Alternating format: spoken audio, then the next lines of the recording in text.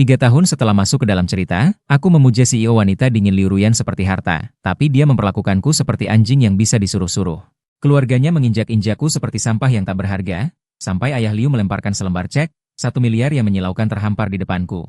Tinggalkan putriku, jangan ganggu lagi, aku langsung menerima cek itu, dengan air mata berlinang dan suara lantang menyanggupinya. Baik, ayah, aku akan segera pergi. Selamat tinggal, pikiran cinta buta. Mulai sekarang, aku adalah miliarder. Lin Yu, cuci bersih stokingku dengan tangan. Jangan pakai mesin cuci, nanti rusak. Suara dingin terdengar dari kamar mandi. Dengan ada perintah yang tak terbantahkan, aku menghela napas pasrah dan melepaskan kain pel di tanganku. Melangkah ke kamar tidur, di atas ranjang tergeletak stoking hitam setipis sayap lalat yang dilempar begitu saja oleh Liu Ruyan. Inilah gambaran keseharianku selama 3 tahun setelah masuk ke dalam cerita. 3 tahun lalu, aku secara tidak sengaja masuk ke dalam novel urban yang berjudul Pendamping Sakti CEO Dingin.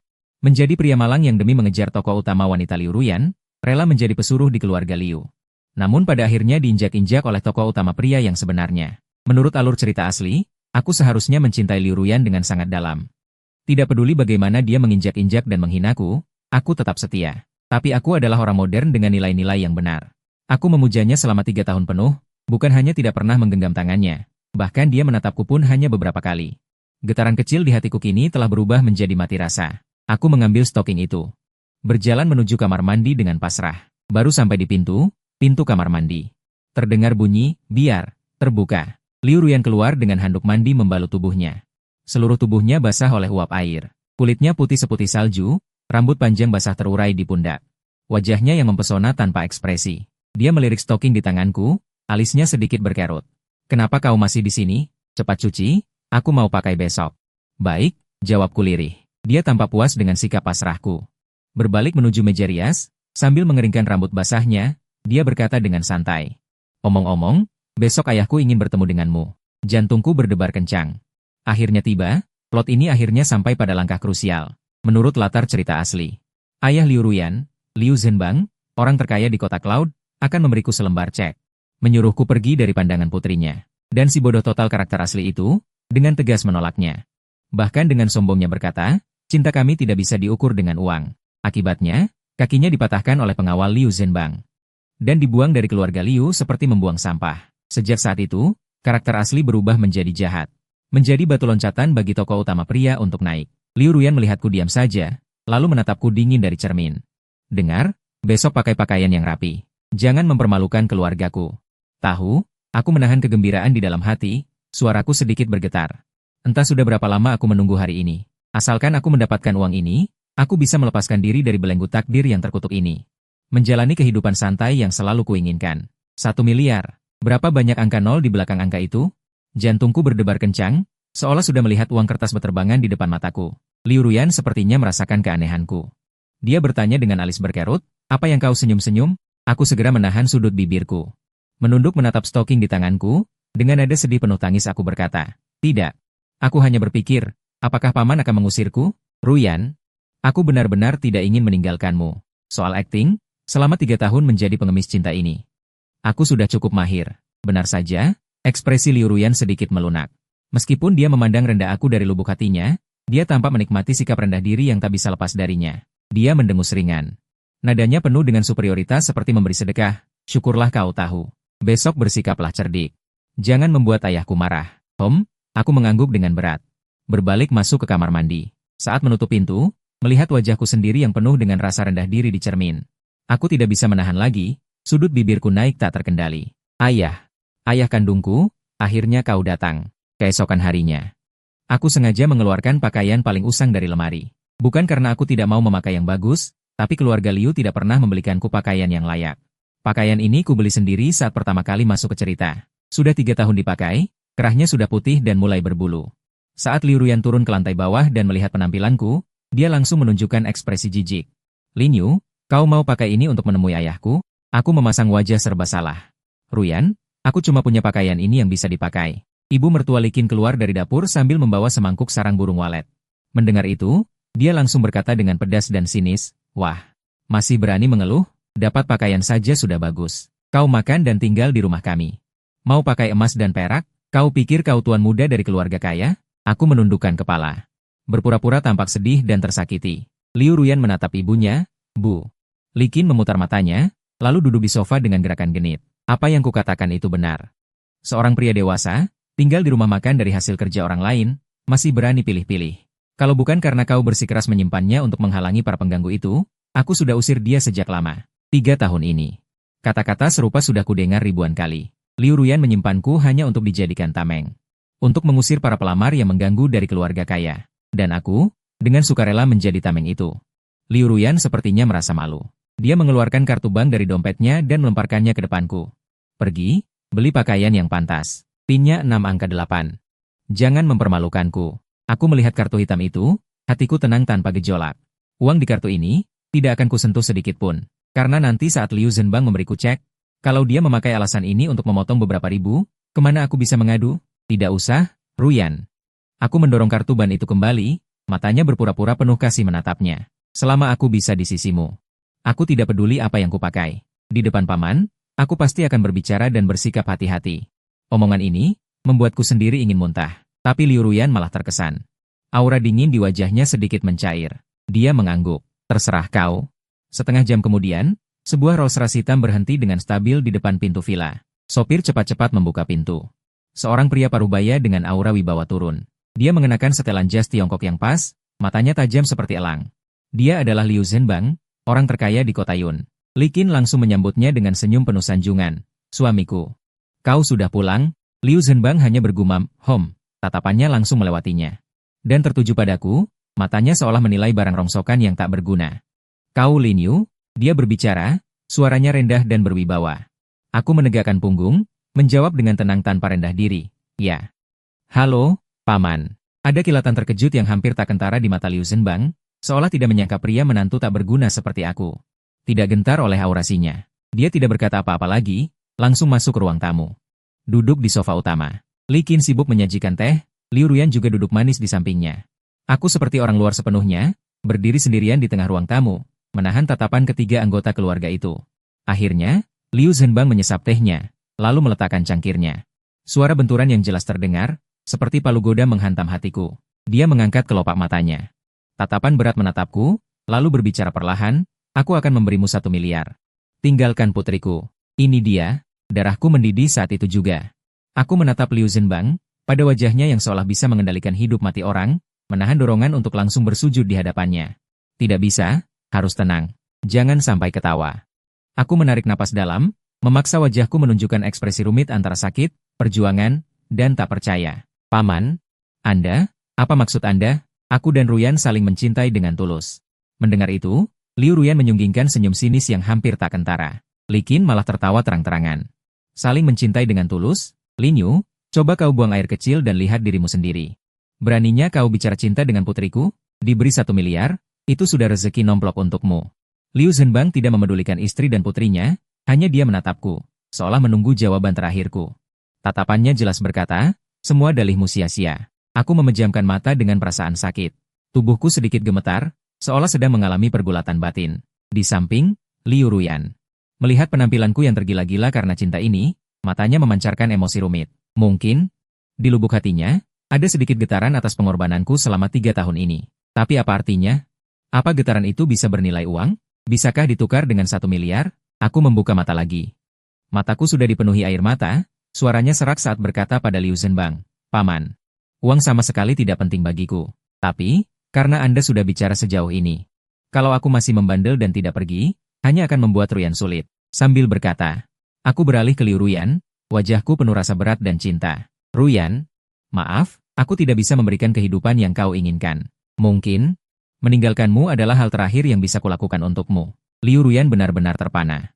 Dia mungkin mengira aku akan terus mengganggunya seperti anjing gila, tapi tidak pernah menyangka aku akan melepaskan dengan sukarela. Dia membuka mulutnya, seolah ingin mengatakan sesuatu, tetapi akhirnya tidak ada sepatah kata pun yang terucap. Di wajahnya yang sedingin es, untuk pertama kalinya terlihat sedikit keterharuan. Bagus, suasana sudah pas. Aku berbalik cepat, berjalan mendekati Liu Zhenbang, dan sebelum semua orang sempat bereaksi, aku meraih tangannya. Panggilan, ayah, ini kusuarakan dengan tulus. Penuh penghayatan. Liu Zhenbang kaku seluruhnya, cangkir teh di tangannya hampir jatuh. Li Qin dan Liu Ruyan juga menatapku dengan mulut ternganga, seolah melihat orang gila. Aku tidak peduli. Aku menggenggam erat tangan Liu Zhenbang, air mataku langsung mengalir, Suaraku tersedu-sedu. Penuh rasa terima kasih dan haru. Kau adalah orang tua keduaku. Tenang saja. Uang ini akan kuterima, aku akan segera pergi. Pergi sejauh mungkin. Berjanji tidak akan pernah muncul lagi di depan Ruyan. Mulai sekarang, kau adalah ayah kandungku. Sambil berkata, aku mengguncang-guncangkan tangannya dengan keras, untuk menunjukkan rasa hormatku yang tak terhingga. Seluruh ruang tamu hening seperti kuburan. Otot-otot wajah Liu Zhenbang berkedut hebat. Mungkin seumur hidupnya berbisnis, dia belum pernah melihat orang setebal muka ini. Dia ingin menarik tangannya kembali. Tapi aku menggenggamnya terlalu erat. Lepaskan, suara Liu Zhenbang berubah. Aku malah tidak mau melepas, tangisku semakin keras, kebaikanmu. Tidak akan pernah kulupakan. Jika ada sesuatu di masa depan, suruh saja. Aku rela masuk ke lautan api dan samudra pisau, tanpa mengerutkan kening sedikit pun. Li Qin akhirnya sadar. Dia berteriak sambil menunjukku. Lin Yu, dasar pengkhianat tak tahu malu. Kau, Liu Ruyan tersadar dari keterkejutannya, dia menatapku. Matanya penuh penghinaan dan kemarahan. Dia mungkin mengira, kesungguhanku sedetik sebelumnya. Hanyalah akting untuk mendapatkan uang. Benar, itu akting. Tapi aku sama sekali tidak peduli apa yang dia pikirkan. Aku menatap Liu Zhenbang, dengan tatapan paling tulus menegaskan lagi. Uangnya, ceknya, jangan khawatir. Setelah aku dapat uang, aku akan lenyap tanpa jejak. Wajah Liu Zhenbang sudah berubah dari merah menjadi biru, lalu ungu. Dia menarik tangannya dengan kasar, mengeluarkan buku cek dari saku, dan menulis deretan angka dengan cepat. Lalu merobeknya dan melemparkannya ke wajahku. Pergi sekarang. Aku buru-buru menangkap kertas tipis yang ringan namun seberat gunung itu, dan melihat deretan angka 0 di atasnya. Aku sangat gembira, hampir melakukan salto mundur di tempat. Baik, ayah. Aku menyelipkan cek itu dengan hati-hati ke dalam saku.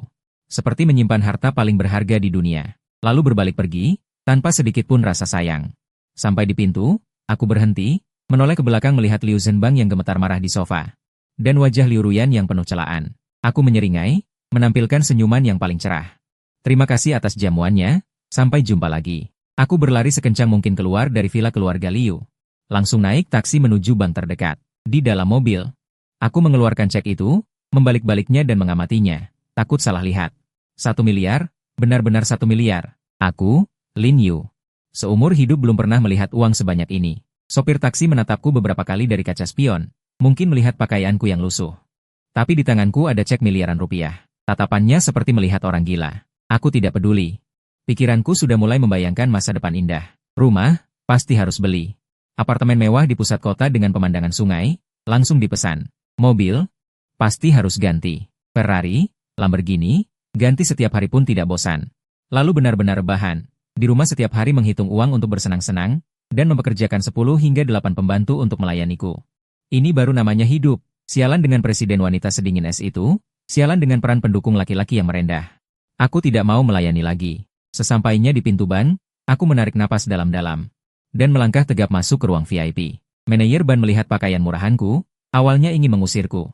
Tetapi ketika dia melihat cek di tanganku, matanya langsung membelalak. Tuan, ini mau dicairkan?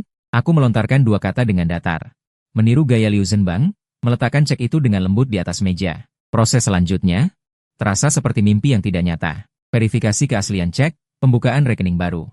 Melakukan prosedur transfer. Saat saldo dengan deretan angka 0 yang panjang muncul di mobile banking, aku merasa seperti melayang di awan.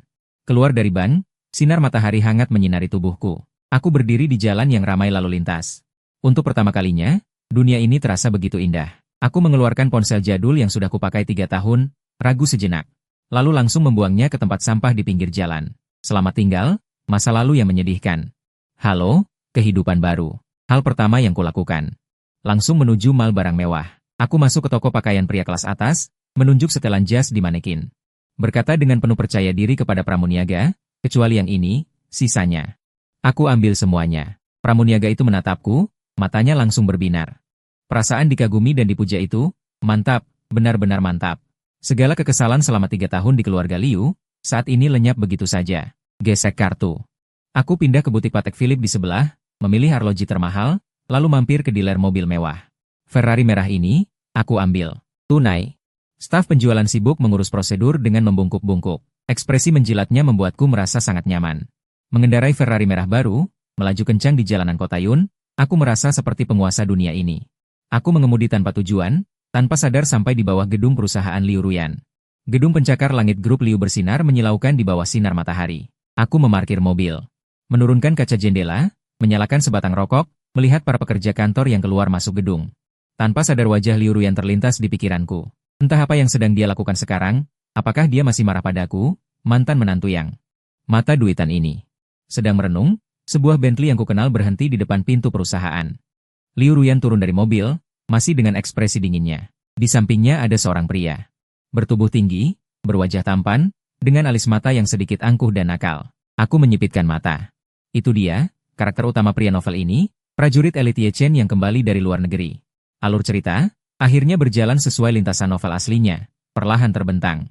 Ye Chen, dalam novel asli adalah pemimpin Istana Naga, ahli bela diri dan pengobatan luar biasa. Kembali ke tanah air untuk memenuhi perjanjian pernikahan dengan Liu Ruyan. Dan aku, menantu pelengkap penderita ini, adalah sasaran pertamanya untuk menunjukkan kekuasaan dan mempermalukan. Menurut alur cerita, dia akan menginjak-injakku dan menghinaku dengan kekuasaan dan kekuatan tak terkalahkannya. Akhirnya membuangku seperti sampah dari sisi Liu Ruyan. Sayangnya, situasi sekarang sudah sangat berbeda. Sebelum dia bertindak mengusirku, aku sendiri sudah kabur dengan membawa 100 juta. Aku melihat mereka berdua berdiri bersebelahan di kejauhan. Wajah Liu Ruyan tanpa ekspresi, tapi Ye Chen sedang berbicara dengan penuh semangat. Pasangan serasi. Memang terlihat cukup cocok. Aku mematikan puntung rokok, menyalakan mesin. Selamat tinggal. Urusan cinta dan benci kalian, aku tidak mau ambil pusing. Raungan mesin Ferrari langsung bergema, menarik perhatian semua orang, termasuk Liu Ruyan dan Ye Chen. Saat Liu Ruyan melihatku di kursi pengemudi, seluruh tubuhnya kaku. Di matanya yang sedingin es itu. Untuk pertama kalinya muncul ekspresi keterkejutan yang luar biasa. Dia pasti tidak mengerti bagaimana pagi hari masih berpakaian compang-camping. Mantan suami yang penurut dan tidak berguna di depannya, tiba-tiba mengendarai Ferrari seharga jutaan. Ye Chen juga mengikuti pandangannya. Saat melihatku, alisnya sedikit terangkat, sorot matanya menunjukkan rasa ingin tahu. Mungkin sejak saat itu, dia menganggapku sebagai saingan cinta yang perlu diinjak. Aku malas memedulikan reaksi mereka. Aku menginjak pedal gas sepenuhnya, Ferrari merah melesat seperti api dan kilat, melesat dari depan mereka. Dari kaca spion, aku melihat Liu Ruyan berdiri terpaku di tempat, menatap ke arahku yang pergi. Lama tidak bergerak. Perasaan itu, seperti membuang sampah sembarangan. Saat menoleh, ternyata sampah itu berubah menjadi berlian yang tak ternilai. Menyesal? Kurasa, sedikit pasti ada. Tapi aku tidak peduli. Dengan modal 100 juta, hidupku sudah tidak ada hubungannya lagi dengannya. Hari-hari selanjutnya, hanya akan menikmati hidup. Aku langsung menuju kawasan paling mewah di Kota Yun, Istana Puncak Awan, membeli satu unit apartemen mewah 800 meter persegi dengan pemandangan sungai secara tunai. Berdiri di depan jendela besar, memandangi pemandangan malam kota yang gemerlap, aku merasa hidup telah mencapai puncak. Aku mengadakan pesta yang sangat mewah, mengundang semua wanita cantik dan model yang dulu tidak berani kumimpikan. Kolam renang, sampanye, bikini. Hidup gemerlap, penuh kemewahan dan kebahagiaan. Inilah kehidupan yang seharusnya dimiliki seorang penjelajah waktu. Aku memeluk seorang model bertubuh seksi. Mencicipi La Vie tahun 82, sejenak merasa diriku adalah tokoh utama drama ini. Tuan Lin, Anda hebat sekali. Bisik model di pelukanku dengan napas lembut, matanya penuh kekaguman. Saya tertawa terbahak-bahak. Biasa saja, nomor 3 di dunia. Saat saya sedang bersenang-senang, kedatangan tamu tak diundang mengacaukan suasana seluruh pesta. Manajer baru saya berjalan cepat ke sisi saya, membungkuk dengan hormat dan berkata, Tuan, ada seorang wanita bermarga Liu yang ingin bertemu dengan Anda. Dia bilang namanya Liu Ruyan. Liu Ruyan. Senyum di wajah saya langsung membeku. Untuk apa dia datang? Apa Liu Zhenbang menyesal? Ingin meminta kembali uang 1 miliar itu? Tidak mungkin. Orang dengan status seperti Liu Zhenbang. Ucapannya adalah hukum. Dia tidak akan pernah melakukan hal yang merendahkan martabat. Jadi ini pasti inisiatif Liu Ruyan sendiri. Saya melambaikan tangan, menghentikan musik, dan memberi isyarat kepada model di pelukan saya untuk mundur. Para pria dan wanita di tepi kolam renang menjadi tenang, menatap saya dengan rasa ingin tahu. Saya merapikan jas khusus yang saya kenakan. Berkata dengan datar kepada manajer, suruh dia masuk. Saya ingin melihat apa yang ingin dimainkan oleh presiden wanita setinggi es ini. Beberapa menit kemudian, Liu Ruyan, mengenakan setelan rok kantor yang dipotong rapi dan sepatu hak tinggi, muncul di pesta. Ketika dia melihat kemewahan di tepi kolam renang, dan para wanita cantik yang mengelilingi saya, wajahnya yang selalu dingin bagaikan es, akhirnya retak. Di matanya, tampak jelas rasa jijik dan hina yang tidak disembunyikan. Lin Yu, beginikah hidupmu setelah meninggalkanku? Suaranya lebih dingin menusuk daripada air kolam. Saya malas bersandar di kursi santai, menggoyangkan gelas anggur tinggi di tangan. Cairan merah di dalamnya indah seperti darah. Saya menyunggingkan senyum. Lalu, apa aku harus tetap setia padamu? Menangis setiap hari, wajah Liu Ruyan semakin muram. Dia menarik napas dalam-dalam. seperti berusaha keras menahan amarah yang membara. Uang yang diberikan ayahmu, kau habiskan seperti ini? Uangku sendiri, terserah aku mau pakai bagaimana. Direktur Liu, sepertinya kau tidak punya hak untuk mengaturku sekarang. Saya menyilangkan kaki, menatapnya dengan tatapan main-main. Dulu, aku bahkan tidak berani bicara keras di depannya. Sekarang, aku bisa menatapnya dari atas ke bawah, menikmati penampilannya yang gemetar marah namun tak berdaya. Perasaan ini jauh lebih memuaskan daripada menamparnya langsung. Liu Ruyan tercekat oleh kata-kataku, dadanya naik turun dengan hebat. Orang-orang di sekitarmu menatap kami seperti menonton pertunjukan. Direktur Liu hari ini datang jauh-jauh hanya untuk mengajariku cara membelanjakan uang? Aku pura-pura tidak tahu. Liu Ruyan mengepalkan tinju nyarat, kuku hampir menembus telapak tangan. Dia menatapku tajam, seolah ingin melihat bunga mekar di wajahku. Setelah cukup lama, dia mengeluarkan kata-kata dari sela giginya. Lin Yu, kau kembali bersamaku. Aku tertegun sejenak, lalu meledak dengan tawa besar, sampai air mata hampir keluar. Kembali? Kembali kemana? Kembali ke keluarga Liu untuk terus menjadi budakmu. Mencuci stokingmu? Aku berdiri, melangkah ke depannya. Menatapnya dari ketinggian. Liu Ruyan, apakah otakmu bermasalah? Apa yang membuatmu berpikir aku akan kembali bersamamu? Jarak kami begitu dekat hingga bisa saling mencium aroma. Aku bisa mencium bau parfum dingin yang familiar darinya, tapi saat ini, aroma itu hanya membuatku mual. Karena kau mencintaiku. Liu Ruyan menatap mataku, berkata satu persatu. Dengan nada percaya diri yang lahiriah, atau lebih tepatnya sombong. Dia yakin, ketundukan hina selama 3 tahun itu semua berasal dari cinta yang dalam padanya. Meskipun mendapat 1 miliar. Cinta itu tidak akan pernah hilang. Aku menghapus senyum di wajah, menatapnya tanpa ekspresi. Liu Ruyan, kau salah. Aku tidak pernah mencintaimu. Kata-kata ini, seperti sambaran petir. Menghantam keras kepala Liu Ruyan. Wajahnya langsung pucat pasi, tubuhnya goyah. Hampir tak bisa berdiri tegak. Apa katamu? Suaranya bergetar. Penuh ketidakpercayaan. Melihat penampilannya yang kehilangan akal ini, hatiku tidak sedikit pun iba. Hanya kepuasan tanpa batas. Aku bilang, aku tidak pernah mencintaimu. Aku ulangi lagi, suaranya tidak keras, tapi seperti es, yang menusuk dalam kejantungnya. Ketundukan 3 tahun itu hanyalah sandiwara bagiku. Semua yang aku lakukan, semuanya untuk hari ini, untuk 1 miliar ini. Dia pucat, ya, demi uang. Aku mengakui dengan jujur, 1 miliar, membeli 3 tahun masa mudaku. Sepadan. Liu Ruyan menggigit bibir bawah nyarat, matanya langsung memerah. Aku melihat air mata bening berputar di pelupuk matanya, tapi dia menahannya, tidak membiarkannya jatuh. Ini pertama kalinya dalam 3 tahun aku melihatnya begitu kehilangan kendali. Benteng esnya yang kokoh. Pada saat ini, tampak mulai retak. Aku tidak percaya. Dia berteriak, jika kau tidak mencintaiku, kenapa kau begitu baik padaku? Kenapa kau tahan dihina oleh ibuku? Kenapa? Karena aku tahu. Ayahmu pasti akan mencariku. Aku memotong ucapannya tanpa ampun, mengungkap semua kebenaran dengan kejam. Liu Ruyan, jangan terlalu berharap. Selain wajahmu yang cantik dan keluargamu yang kaya. Apalagi yang pantas aku cintai? Sifat dinginmu, kesombonganmu, atau rasa superioritasmu yang aneh?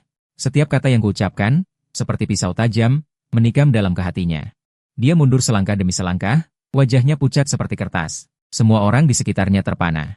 Mungkin mereka belum pernah melihat Dewi Gunung Es Kotayun yang begitu hina dan tak berdaya. Jadi, semuanya palsu, suara Liu Ruyan lemah seperti nyamuk berdengung. Lebih nyata dari emas asli, aku menyunggingkan sudut bibir, memperlihatkan senyuman kejam. Drama ini benar-benar usai, dan uang pun sudah aman di saku. Tuan Liu, kau harus pergi. Pestaku tidak menerima tamu tak diundang sepertimu. Setelah berkata begitu, aku tidak menatapnya lagi, berbalik dan berjalan kembali ke kursi malas. Mengambil kembali gelas anggur tinggi. Musik, lanjutkan. Aku berteriak keras. Irama yang menggema langsung menggetarkan seluruh ruangan. Para pria dan wanita di tepi kolam tertegun sejenak. Lalu kembali ke irama pesta sebelumnya. Hanya saja, pandangan mereka sesekali melirik ke arah sosok yang berdiri sendirian. Berdiri di tempat seperti patung yang kehilangan jiwanya. Keramaian musik, kegembiraan orang-orang, denting gelas bersentuhan. Semua itu terasa asing baginya. Dia seperti aktor yang salah panggung, bingung dan tak berdaya. Juga sedikit lucu. Entah berapa lama, dia akhirnya bergerak. Perlahan berbalik, selangkah demi selangkah terhuyung-huyung menuju pintu. Punggungnya tidak lagi setegak dan setinggi dulu. Hanya menyisakan kesedihan dan kesepian tak terhingga. Menatap ke arah kepergiannya, aku menenggak habis bir dalam gelas. Di dalam hati, ternyata ada ketenangan yang belum pernah terjadi sebelumnya. Saat itulah, sosok tinggi menghalangi pintu, menghalangi cahaya yang masuk. Ye Chen datang. Dia melangkah maju dengan cepat untuk menopang Liu Ruyan yang hampir jatuh, lalu mengangkat kepalanya dan menatapku dengan mata yang sedingin es. Kau yang menyakiti hatinya. Suaranya dipenuhi dengan aura pembunuh yang mengerikan. Aku tahu betul, masalah sesungguhnya baru saja dimulai. Aku menatap Ye Chen dan tidak bisa menahan tawa. Oh, bukankah ini Tuan Ye yang terkenal? Kenapa? Sedang memerankan adegan pahlawan menyelamatkan gadis cantik? Aku sama sekali tidak menganggap aura pembunuhnya yang mengerikan itu. Bercanda, aku sekarang adalah seorang hartawan yang memegang kekayaan bernilai miliaran. Mana mungkin aku takut padamu yang hanya seorang panglima perang? Ye Chen menopang Liu Ruyan bersandar di dinding, lalu melangkah ke arahku satu persatu. Setiap langkahnya membawa tekanan yang berat, seolah menginjak detak jantung setiap orang di sana. Musik pesta entah kapan berhenti lagi. Semua orang menahan napas, menatap tegang pada adegan yang penuh ketegangan ini. Aku tidak peduli apapun masalah yang dulu terjadi antara kau dan Ruyan. Ye Chen berjalan ke hadapanku, menatapku dari atas ke bawah, matanya sedingin seperti sedang melihat orang mati. Kau membuatnya meneteskan air mata, kau harus membayar harganya. Harga. Aku tertawa, berdiri dari kursi santai, dan menatapnya tanpa rasa takut. Harga apa? Apa kau berniat membunuhku? Membunuhmu? Itu terlalu murah untukmu. Sudut bibir Ye Chen melengkung membentuk senyum kejam. Aku akan membuatmu kehilangan semua yang kau miliki sekarang. Membuatmu kembali menjadi seekor anjing liar yang tak punya apa-apa, lalu berlutut di depan Ruyan, memohon maaf dengan putus asa. Bagus, pantas saja kau tokoh utama novel ini. Kata-kata penuh kepura-puraan. Satu demi satu. Aku mengangkat tangan dan bertepuk tangan pelan. Ucapanmu sungguh luar biasa. Benar-benar cinta abadi yang membuat pendengar bersedih dan penonton berlinang air mata. Nada suaraku penuh dengan ejekan yang tak disembunyikan. Wajah Ye Chen seketika menjadi muram seperti bisa meneteskan air. Kau mencari mati. Dia meraung, dan tanpa peringatan meninju ke arah wajahku. Tinju ini sangat cepat, disertai suara siulan. Pupil mataku mengerut tajam, tetapi aku tidak menghindar. Dua sosok muncul seperti hantu, dengan mantap menghalangi di depanku. Baut! Suara benturan yang berat terdengar. Dua pengawal bersetelan hitam dan berkacamata hitam. Satu kiri satu kanan mencengkeram erat tinju Ye Chen. Kedua pengawal ini kusewa dengan harga selangit dari perusahaan keamanan papan atas global. Masing-masing adalah prajurit elit veteran dari pasukan khusus. Pupil mata Ye Chen mengerut tiba-tiba, wajahnya menunjukkan ekspresi tak percaya. Dia tidak pernah menyangka pukulannya yang bisa memecahkan batu dan membelah bongkahan akan dicegat semudah ini. Kamu, Tuan Ye, kataku sambil berjalan perlahan ke hadapannya. Mengangkat tangan, aku menepuk bahunya yang kaku. Ini rumah pribadiku. Seenaknya memukul orang. Itu bukan perilaku yang sopan. Ye Chen menatap tajam kedua pengawal itu, lalu menatapku dengan geram. Niat membunuh di matanya semakin pekat. Tampaknya aku meremehkanmu. Kamu terlalu melebih-lebihkan dirimu sendiri, kataku sambil menggeleng pelan. Ye Chen, ini Tiongkok, ini Kota Yun, bukan medan perang di luar negeri tempatmu bisa berbuat seenaknya. Singkirkan gaya premanmu itu. Kalau tidak, kau akan mati dengan mengenaskan. Setelah berkata demikian, aku tak menghiraukannya lagi, berbalik dan berseru kepada semua yang hadir. Maaf, ada sedikit gangguan. Silakan terus bersenang-senang.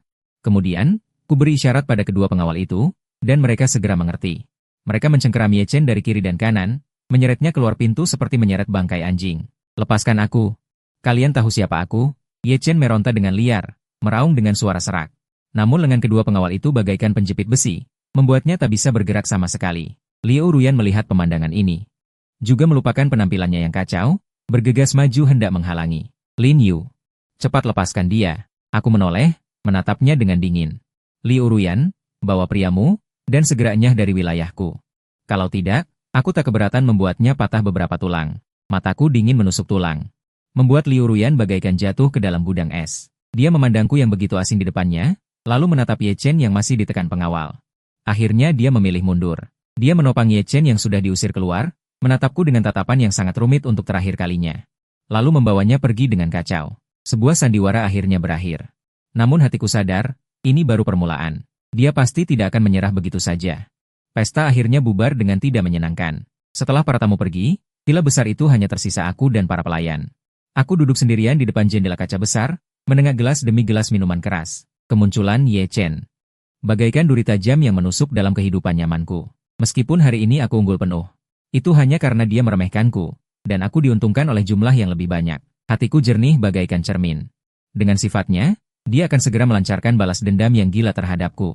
Dalam novel aslinya, dia adalah sosok kejam yang cukup dengan menggerakkan jari bisa membuat konglomerasi bernilai miliaran bangkrut. 1 miliar di tanganku, di matanya mungkin tak lebih dari uang saku. Tuan, ini dokumen yang Tuan minta. Kepala pelayan meletakkan berkas di atas meja di depanku. Aku membuka berkas itu, isinya semua informasi detail tentang Ye Chen, Raja Istana Naga. Penguasa kekuatan misterius dan kuat di luar negeri. Bawahannya penuh dengan ahli, industri tersebar di seluruh dunia. Kembali ke negeri ini, tidak hanya untuk memenuhi perjanjian pernikahan dengan Liu Ruyan, tapi juga untuk mengintegrasikan kekuatan bawah tanah dalam negeri. Semakin kubaca, semakin kepala ini terasa merinding. Sial, lingkaran ksatria utama ini terlalu keterlaluan. Bagaimana aku bisa bersaing dengannya? Apa baru saja aku menikmati hidup baik beberapa hari? Harus kembali ke titik nol? Aku tidak rela. Kenapa dia lahir sebagai anak kesayangan surga, sementara aku hanya bisa menjadi batu loncatan di jalan suksesnya? Kenapa dia bisa seenaknya menginjak-injak martabat orang lain, sementara aku harus menelan amarah dan pasrah? Kegeraman meluap dari dasar hatiku. Aku menatap pemandangan kota yang gemerlap di luar jendela. Sebuah pikiran gila mulai terbentuk dalam benakku. Ye Chen, kamu mau main? Baik, aku temani sampai akhir. Kamu ingin aku kehilangan segalanya? Baik, akan kubuat kamu dulu merasakan jatuh dari puncak awan ke lumpur. Rasanya kehilangan segalanya. Aku mengambil ponsel, menekan nomor yang sudah lama tidak kuhubungi. Nomor ini kubeli dengan harga 100 juta dari perusahaan keamanan global papan atas itu. Di ujung telepon, ada seorang pria dengan nama kode Hantu. Dia adalah manajer profesional paling top di dunia, juga penembak jitu bisnis paling ditakuti. Konon, asalkan diberi bayaran cukup, dia bisa membuat salah satu perusahaan Fortune 500 bangkrut total dalam 3 bulan. Telepon segera diangkat. Suara serak dan dingin terdengar. Siapa? Aku ingin membeli nyawa seseorang, kataku langsung. Suara di ujung telepon mendadak tertarik. Nyawa siapa? Bukan kematian secara fisik, kataku dengan suara berat. Aku ingin kau kerahkan semua sumber dayamu untuk menghancurkan seseorang bernama Ye Chen, dan juga istana naga di belakangnya. Aku akan membuatnya bangkrut total, membuatnya menjadi anjing liar yang dibenci semua orang. Di ujung telepon terdengar keheningan singkat. Setelah lama berselang, suara parau itu kembali terdengar. Kau tahu apa yang kau katakan? Istana naga bukanlah tokoh kecil yang bisa seenaknya dipermainkan. Pesanan ini, harganya tidak murah. Sebutkan harganya. Aku langsung angkat bicara tanpa ragu. 10 miliar. Saat 3 kata itu terucap, jantungku berdetak kencang. 10 miliar. Itu hampir seluruh harta bendaku. Aku melihat saldo di rekening bankku. Dengan gigi terkatup erat, aku menguatkan hati. Bertaruh saja. Hidup ini hanya sekali. Entah aku akan hancur total, kembali menjadi pengemis miskin yang tak punya apa-apa. Atau aku akan menginjak-injak apa yang disebut sebagai tokoh utama dunia ini. Baiklah, lirihku dari sela gigi. Aku berikan 10 miliar padamu. Tapi aku punya satu syarat. Katakan, aku ingin dia. Hancur nama baiknya, tak akan pernah bangkit lagi. Saat telepon ditutup, rasanya seluruh tenagaku terkuras habis. 10 miliar, lenyap begitu saja. Itu benar-benar 10 miliar. Aku terkulai lemas di sofa, menatap langit-langit dengan tatapan kosong. Hatiku gemetar. Apa aku terlalu impulsif, hanya untuk bersaing dengan tokoh utama novel fiktif? Aku mempertaruhkan seluruh hartaku. Kalau kalah, aku tak berani memikirkannya lebih lanjut. Namun segera, kegembiraan yang belum pernah kurasakan menggantikan rasa takut di hati. Perasaan bertarung melawan langit, melawan bumi, melawan apa yang disebut tokoh utama itu, benar-benar membuat darah mendidih. Kenapa tokoh utama tidak bisa dikalahkan? Kenapa aku ditakdirkan menjadi figuran yang tak berarti? Aku tidak percaya itu. Beberapa hari berikutnya, aku hidup dalam ketakutan. Setiap hari aku tinggal di villa, tidak berani melangkah keluar. Takut Ye Chen mengirim pembunuh bayaran. 2 pengawal itu mengikutiku 24 jam sehari. Bahkan saat aku ke kamar mandi mereka berjaga di pintu. Namun, hari-hari berlalu dengan anehnya damai. Dari pihak Ye Chen, tidak ada gerakan sama sekali. Dia tidak datang mencariku masalah, juga tidak menyentuh propertiku. Seolah-olah dia lenyap begitu saja. Ketenangan yang tidak wajar ini justru membuat hatiku semakin gelisah. Sebelum badai datang, selalu ada keheningan yang ekstrim. Dan Liu Ruyan juga tidak pernah lagi mencariku. Kadang-kadang aku melihatnya di berita keuangan. Dia sepertinya tidak terpengaruh oleh kejadian malam itu.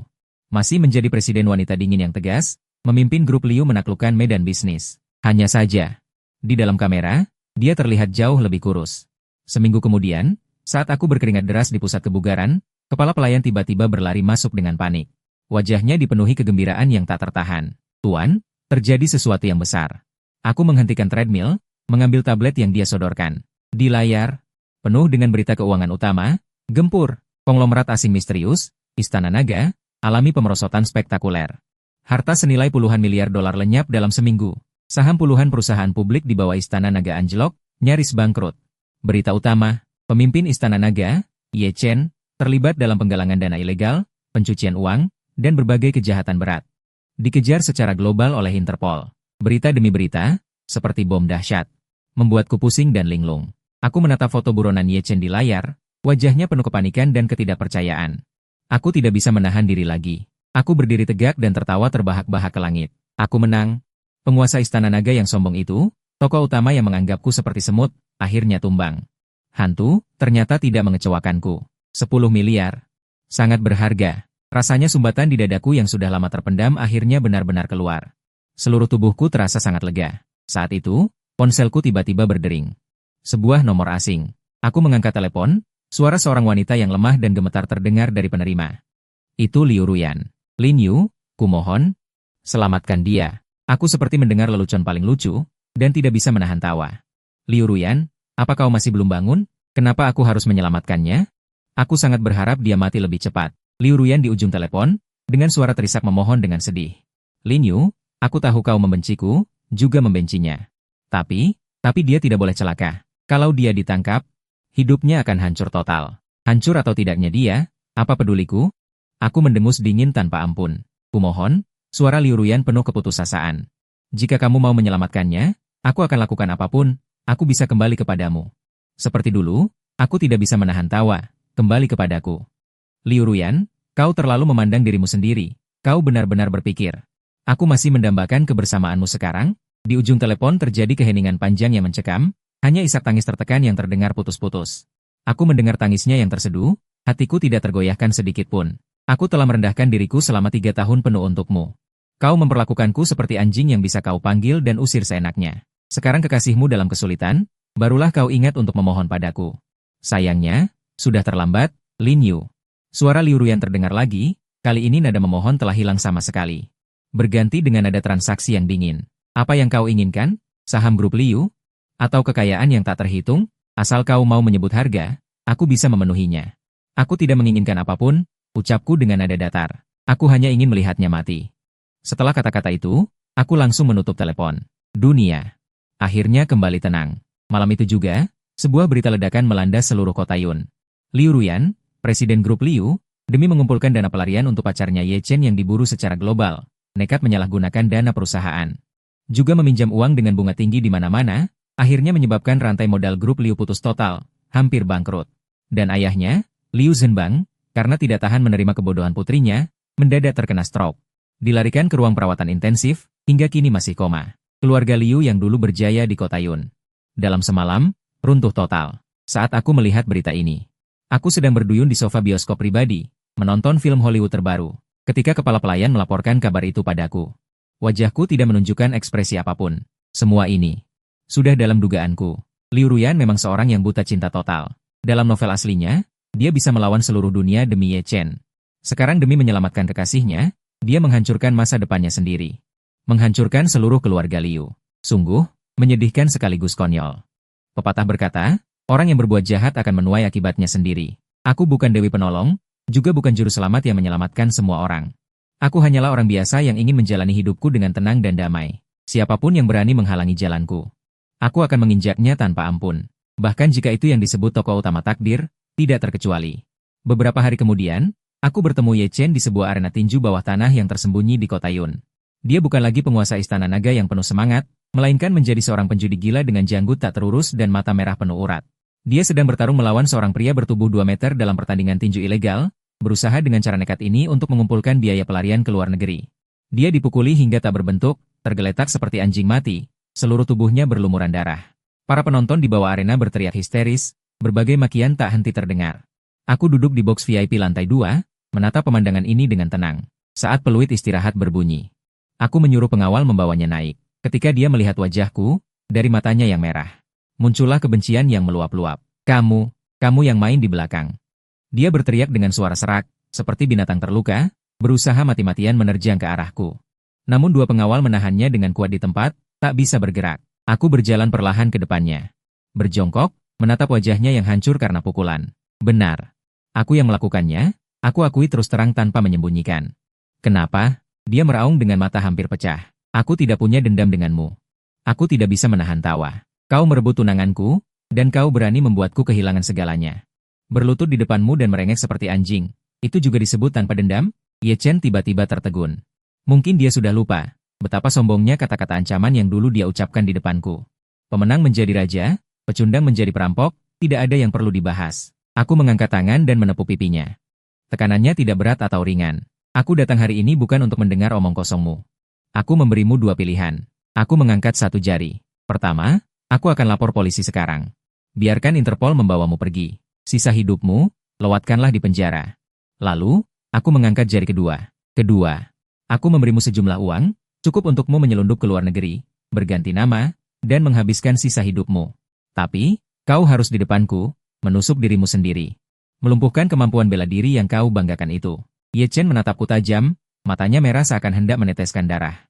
Menghancurkan kemampuannya, itu lebih menyakitkan daripada membunuhnya. Tetapi jika tidak menuruti perintah, yang menantinya adalah hukuman penjara yang tak akan pernah melihat terang siang. Dia berjuang mati-matian. Mengeluarkan raungan seperti binatang terkurung, pada akhirnya semua perlawanan berubah menjadi tawa getir yang menyayat hati. Saya pilih yang kedua. Saya mengangguk, memberi isyarat kepada pengawal untuk memberikan belati berkilau tajam padanya. Ye Chen menerima belati itu, matanya menatap tajam ke ujung pisau yang tajam, penuh dengan keputusasaan dan keengganan.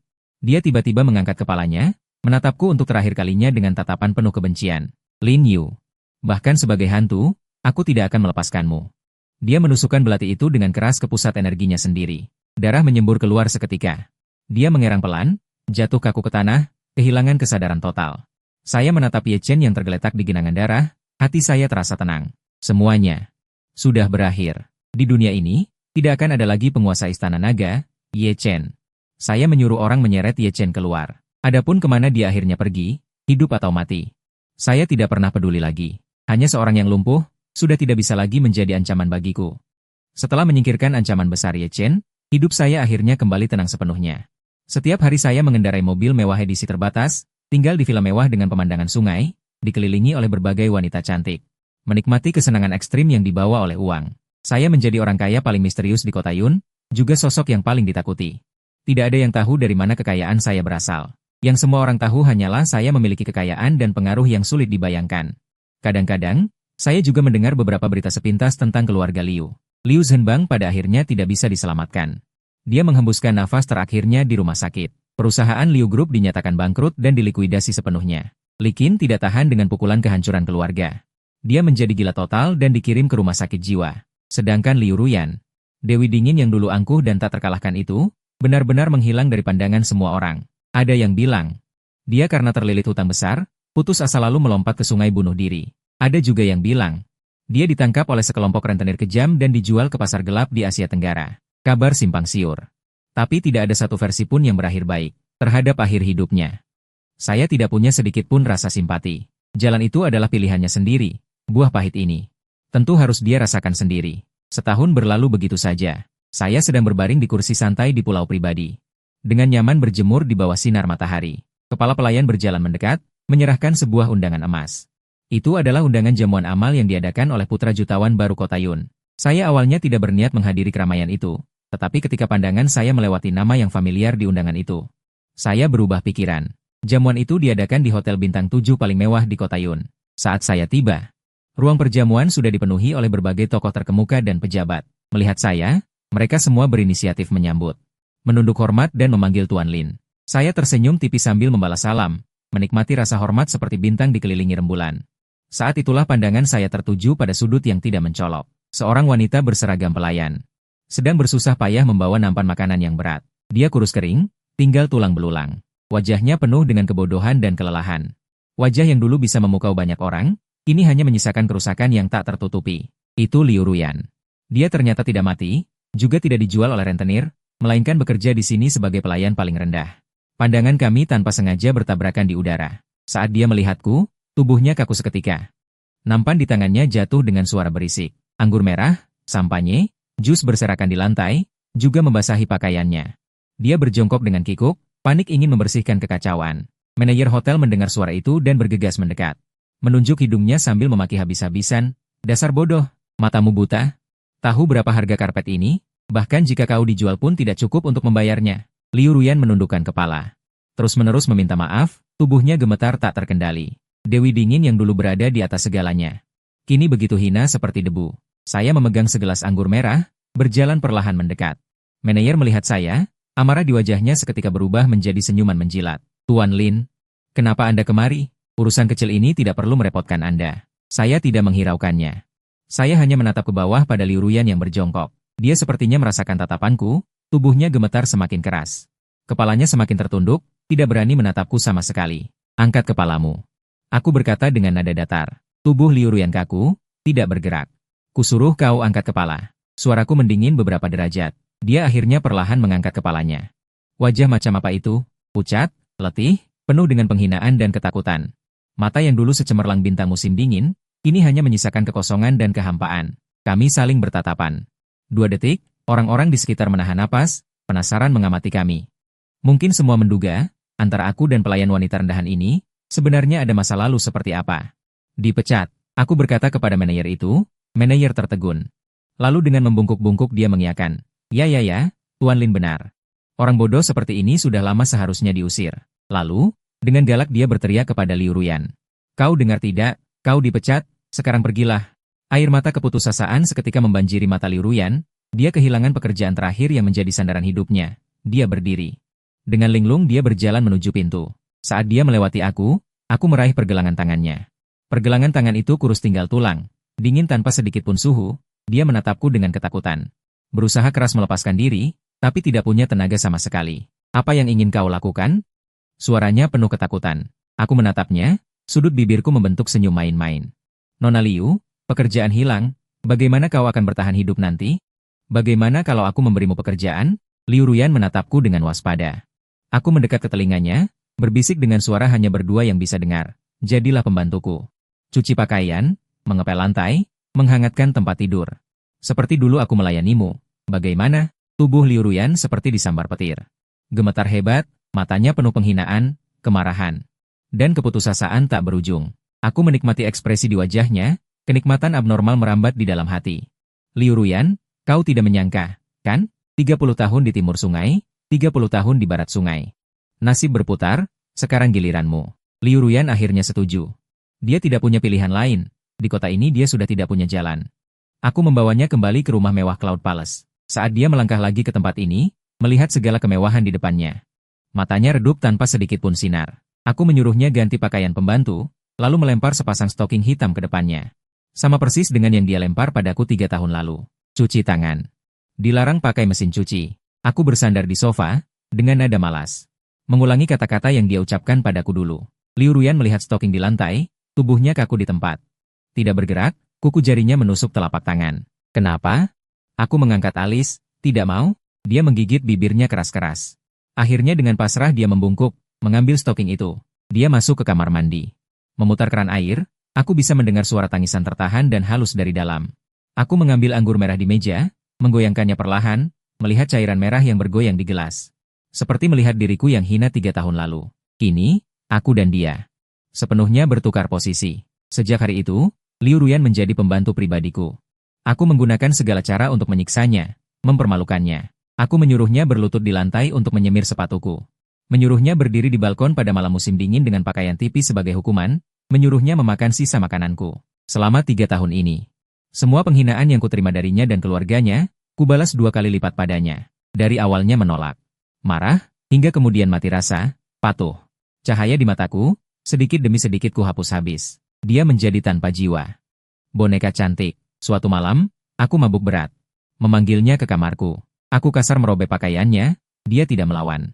Hanya memejamkan mata, 2 garis air mata jernih mengalir dari sudut mata. Saat aku hendak melakukan langkah terakhir. Melihat wajahnya yang penuh keputusasaan dan kosong, aku tiba-tiba merasa hampa. Aku menghentikan gerakan. Berguling dari tubuhnya. Kenikmatan balas dendam yang terkumpul selama 3 tahun, lenyap saat ini juga. Hanya tersisa kekosongan tak terbatas, melanda seluruh tubuh. Aku menatap langit-langit. Tiba-tiba merasa semuanya menjadi tidak berarti.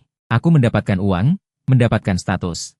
Juga membalas dendam dengan keras pada semua yang dulu meremehkanku. Tapi aku, apakah benar-benar bahagia? Keesokan harinya, aku memberikan Liu Ruyan sebuah kartu bank dan tiket pesawat. Di kartu ada 10 juta. Kode PIN-nya tanggal lahirmu. Tiket bisa membawamu ke tempat di mana tidak ada yang mengenalmu. Pergilah. Aku tidak ingin melihatmu lagi. Liu Ruyan menatapku dengan bingung, seolah tidak percaya dengan telinganya. Kenapa? Suaranya sangat serak. Karena aku sudah bosan. Tanpa menatapnya lagi, aku berbalik dan meninggalkan ruangan. Sejak saat itu, Liu Ruyan benar-benar menghilang dari duniaku, dan aku juga memulai kehidupan baru. Saya tidak lagi tenggelam dalam kehidupan yang mewah dan foya-foya, tidak lagi berkeliaran di antara bunga-bunga yang riuh. Saya mulai berinvestasi, beramal, menggunakan kekayaan saya. untuk membantu lebih banyak orang yang membutuhkan. Saya telah menjelajahi setiap sudut dunia, melihat semua pemandangan di dunia. Hidupku tidak lagi hanya tentang balas dendam dan uang. Bertahun-tahun kemudian, di sebuah kota kecil yang tenang di Eropa, saya bertemu lagi dengan Liu Ruyan. Dia membuka toko bunga kecil. Mengenakan gaun katun sederhana, dengan senyum tenang di wajahnya. Ketika dia melihatku, dia hanya mengangguk pelan padaku, seperti melihat orang asing yang biasa saja. Aku juga tersenyum padanya.